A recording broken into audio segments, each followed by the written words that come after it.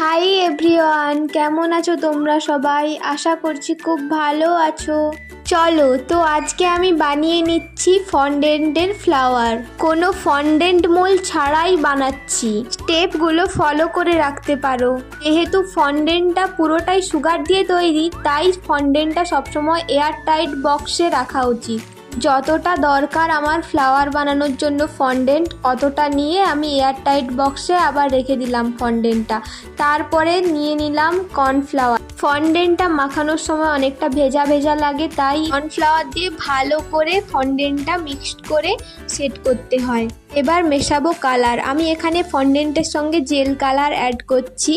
যেহেতু আমি এখানে পিঙ্ক কালার ফ্লাওয়ার বানাবো, তাই এখানে 1 ড্রপ পিঙ্ক কালার অ্যাড করছি ফন্ডেন্টের সাথে। কালারটা দেওয়ার পর ফন্ডেন্টটা খুব ভালোভাবে মিক্সড করে নিতে হবে। আর হ্যাঁ, একটা জিনিস খেয়াল রাখতে হবে, ফন্ডেন্টের কাজ করার সময় কোনো প্রকার যেন হাতে জল বা চুড়িতে, প্লেটে, গ্লাসে কোথাও যেন জল না থাকে। জল একটু থেকে গেলে মেল্ট হওয়ার চান্সেস থাকে।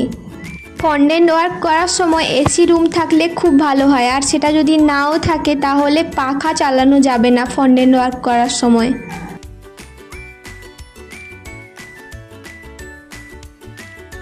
কালার ভালোভাবে মিক্সড হয়ে যাওয়ার পর ফন্ডেন্টটা একটু ভেজা ভেজা লাগছিল, তাই আমি কর্নফ্লাওয়ার মিক্সড করে নিলাম।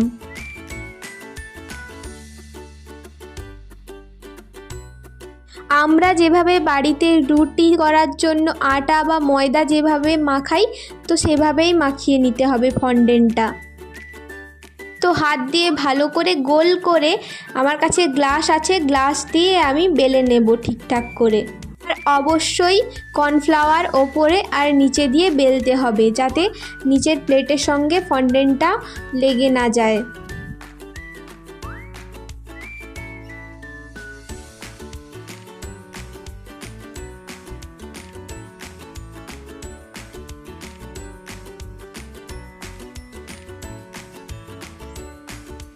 গোল করে বেলে নেওয়ার পর তারপরে টুথপিক দিয়ে ফ্লাওয়ারের ডিজাইনটা আমি এখানে ড্র করে নিচ্ছি। তোমরা চাইলে তোমাদের মনের মতো ডিজাইন ড্র করতে পারো।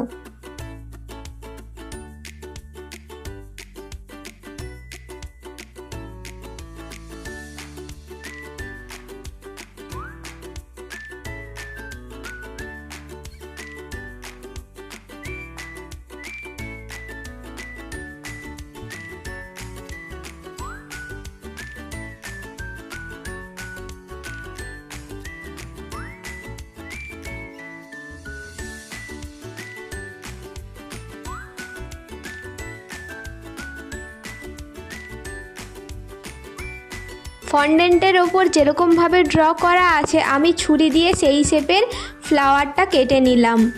দেখো আমার ফ্লাওয়ার এই শেপের চলে আসছে। আমি মাঝখানটা কেটে ওটার সঙ্গে জয়েন করে দিলাম।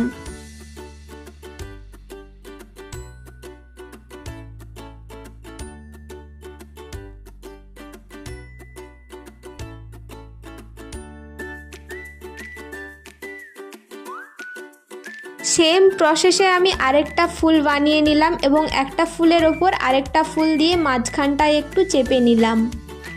ব্যাস হয়ে গেল আমার ফন্ডেন্টের ফ্লাওয়ার, কোনো কিছু মোল্ড ছাড়াই। এই দেখো আমার এতগুলো ফুল অলরেডি বানানো হয়ে গিয়েছিল। তারপরে আমি বানিয়েছিলাম ফন্ডেন্টের বল, আর একটা হ্যাপি বার্থডে লেখার জন্য গোল করে কেটে নিয়েছিলাম ফন্ডেন্টটাকে। একটা ডিবের ছিপি নিয়ে কেটে নিয়েছিলাম।